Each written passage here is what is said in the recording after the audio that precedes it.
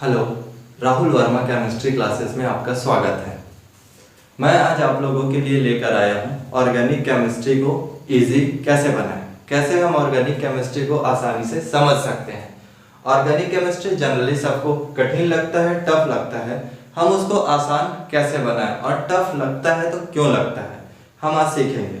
Chemistry को हर कोई यही बोलते हैं कि केमिस्ट्री बहुत टफ सब्जेक्ट है, बहुत समझ नहीं आता, रटना पड़ता है, एक्सेप्शन बहुत है।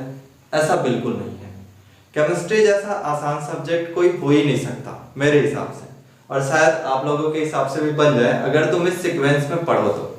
आज मैं आपको ऑर्गेनिक केमिस्ट्री के बारे में बताऊंगा कि ऑर्गेनिक केमिस्ट्री को पढ़े कैसे और उसको आसान कैसे बनाया जा सकता है। ऑर्गेनिक केमिस्ट्री में रिएक्शन रहता है और रिएक्शन कराने में हर किसी को प्रॉब्लम होती है। तो वो प्रॉब्लम क्यों होती है, हम पहले उसको समझना होगा कि रिएक्शन कराने में प्रॉब्लम क्यों होती है। अगर हम ये समझ गए कि प्रॉब्लम क्यों होती है तो हमारा वो प्रॉब्लम सॉल्व हो जाएगा। जैसे हम किसी भी रिएक्शन को एक ले लेते हैं, नॉर्मल सा रिएक्शन, जैसे बेंजीन ले लिए, यहाँ CH2OH ले लिए और ठीक है, हम इतना ही ले लेते हैं। ठीक, अब ये रिएक्शन है, हम यहाँ पे डाल लेते हैं एसिड।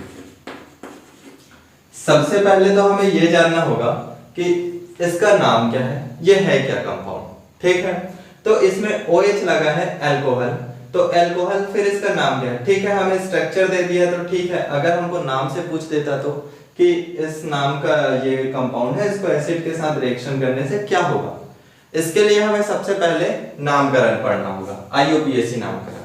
अगर हम IUPAC नामकरण को अच्छे से समझ जाते हैं, हम उसको पढ़ लेते हैं, तो हम इस कंपाउंड का नाम जान जाएंगे। उसके बाद हम देखेंगे कि एसिड होता क्या है। तो एसिड हम सब जानते हैं, अम्ल होता क्या है, जो H+ आयन देता है वो अम्ल होता है। ठीक है, तो हम यहाँ पे H+ जो डोनेट किया वो अम्ल होता है। अब हमारा ये जो लोन पेयर है ऑक्सीजन के पास, अब ये एसिड है, यहाँ पे प्लस है, प्लस मतलब इलेक्ट्रॉन की कमी हो रही है। अब इलेक्ट्रॉन की कमी हो रही है तो ये इसको इलेक्ट्रॉन देगा। ठीक है, जो ऑक्सीजन के पास और कहीं तो एक्स्ट्रा इलेक्ट्रॉन दिख नहीं रहा ना, इसके लिए हम पढ़ते हैं न्यूक्लियोफिलिक और इलेक्ट्रोफिलिक। कि न्यूक्लियोफिलिक होता क्या है, जब किसी भी कंपाउंड में क्या होगा, माइनस चार्ज होगा या एक्स्ट्रा इलेक्ट्रॉन होगा तो वो न्यूक्लियोफाइल होता है।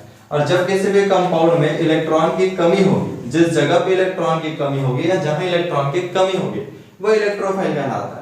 हम यहाँ बोल सकते हैं यहाँ इलेक्ट्रॉन की कमी है और यहाँ एक्स्ट्रा इलेक्ट्रॉन है, और कहीं तो हमें दिख नहीं रहा है जो वहां एक्स्ट्रा इलेक्ट्रॉन हो, तो वो क्या करेगा, इस इलेक्ट्रोफाइल न्यूक्लियोफाइल वाले से ये हो जाएगा एसिड, ये बेंजीन में हो जाएगा CH2 और O, और ये H ऑलरेडी लगा हुआ है और ये H।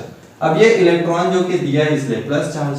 हम जानते हैं इलेक्ट्रॉन जो देता है वो प्लस चार्ज और जो इलेक्ट्रॉन लेता है वो माइनस चार्ज। इस रिएक्शन को कराने के लिए हमें क्या पढ़ना पड़ेगा, inductive effect, electromeric effect, resonance effect, hyper conjugation. ठीक है, बॉन्ड फिजन की बॉन्ड टूटता कैसे है, बॉन्ड टूटता है तो उसमें चार्ज कैसे आता है।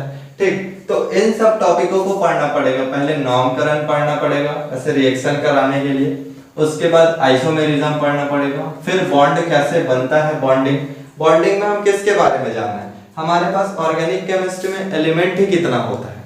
ठीक है, होता कौन कौन सा है, कार्बन, एक तो हमें कार्बन के बारे में जानना है थोड़ा सा, दूसरा हाइड्रोजन, ठीक है, फिर नाइट्रोजन, ऑक्सीजन, और एक होता है हाइलोजन। हाइलोजन में कौन कौन सा आता है, फ्लोरीन, क्लोरीन, ब्रोमीन और आयोडीन। हमें सिर्फ इतने एलिमेंट के बारे में तो जानना है।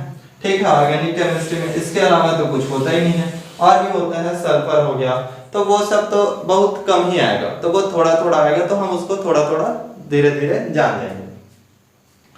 उसके बाद हमें रिएक्शन इंटरमीडिएट पढ़ना पड़ेगा, कार्बोकेटायन। अब देखो, ये तो जल बन गया H2O, तो H2O बाहर हो जाएगा। ठीक है, H2O बाहर हो जाएगा, जल बन गया।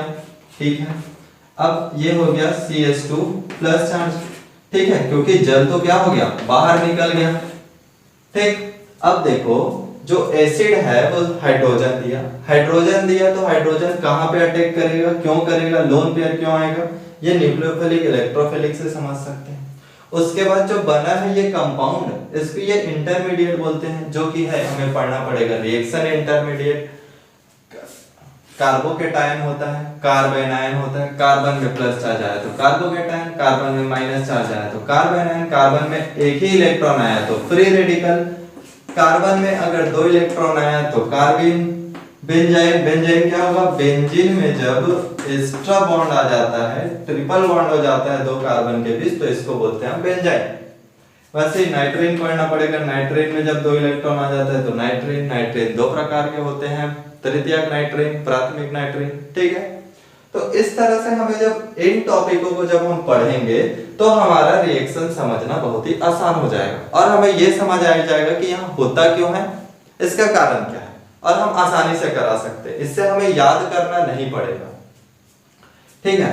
अब ये तो कार्बोकेटायन हो गया। अब हम कार्बोकेटायन की स्टेबिलिटी देखेंगे। जो हम जब ये कार्बोकेटायन पढ़ेंगे तो हमें पता चलेगा कि तृतीयक कार्बोकेटायन ज्यादा स्टेबल होता है, फिर द्वितीयक, फिर प्राथमिक। तो यहाँ प्राथमिक है, इसको हम द्वितीयक बनाते हैं। यहाँ एक हाइड्रोजन होगा, इसका शिफ्ट कराते हैं, हाइड्रोजन को यहाँ शिफ्ट करते हैं, इस प्लस चार्ज को यहाँ शिफ्ट करते हैं, तो हमारा ये हो जाएगा, जहां पे आ जाएगा प्लस चार्ज और यहाँ जाएगा CH3।